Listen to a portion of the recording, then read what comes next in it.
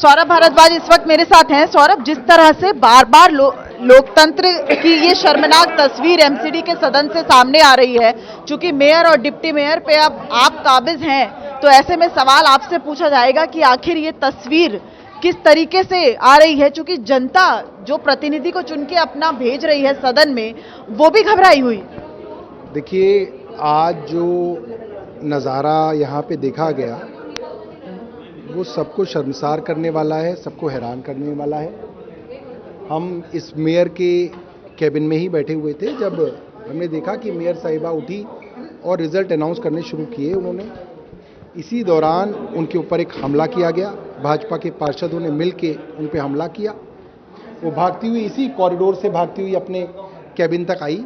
हम लोग उनके कैबिन में थे, उनके पीछे पीछे सिविल डिफेंस वॉलंटियर्स थी, लेडीज़, सब किसी तरीके से जान बचाती हुई, दौड़ती हुई, हाँफती हुई आई और उन्होंने कहा भैया दरवाज़ा बंद करो, दरवाज़ा बंद करो। हमने वो दरवाज़ा बंद किया, उनको दूसरे कमरे में ले गए, वहाँ पे हमने दरवाज़ा बंद किया और वो लोग किसी तरीके से जान बचा के आए।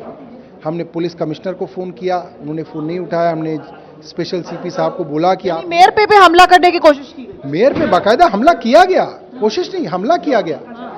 और जो सारे के सारे बैलेट पेपर्स थे उनको लूट लिया भारतीय जनता पार्टी के लोगों ने। वो लूट के वो बैलेट पेपर ले गए। वीडियोस में देख रहे हैं लैपटॉप तोड़ दिया।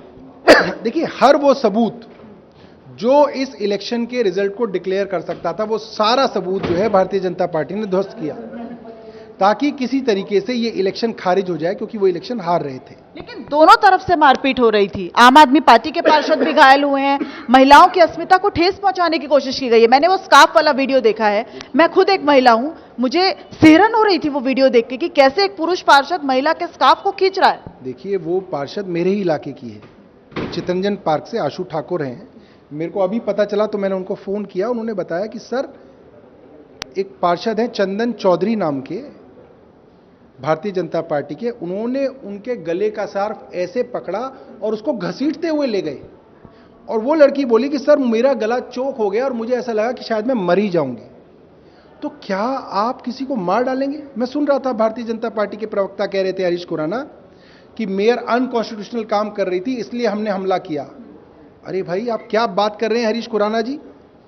आप अपने पिताजी से ही कुछ सीख लीजिए। अच्छा, ये जो वोट को अवैध करार देने की बात की जा रही है कि वो इनवैलिड क्यों कर दिया गया, लगातार आपत्ति बीजेपी इस बात पर कर रही है, क्यों? दो बातें मैं कहना चाहता हूं। पहली बात, एलजी साहब ने अनकॉन्स्टिट्यूशनल तरीके से एल्डरमैन को वोट देने का अधिकार दे दिया।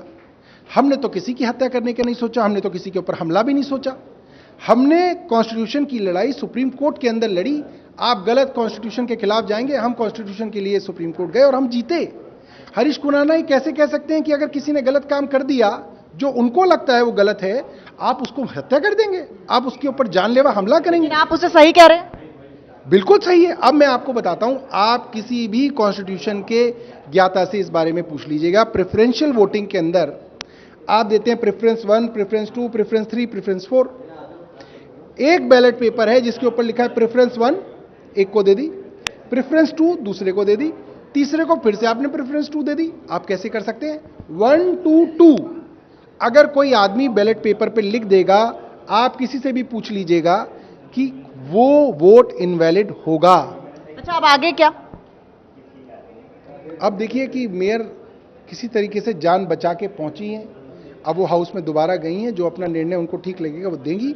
मगर जिस तरीके से भारतीय जनता पार्टी ने दूसरी बार इस पूरे के पूरे इलेक्शन प्रोसेस को हाईजैक करके, ब्लैकमेल करके ध्वस्त किया। देखिए, पिछली बार भी यही किया था, 47 वोट डल गए थे और उसके बाद उन्होंने जो है बेईमानी करनी शुरू कर दी।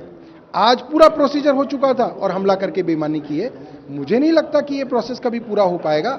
मेयर साहिबा जो है वो अपने हिसाब से इसके ऊपर जो है अपना निर्णय देंगी।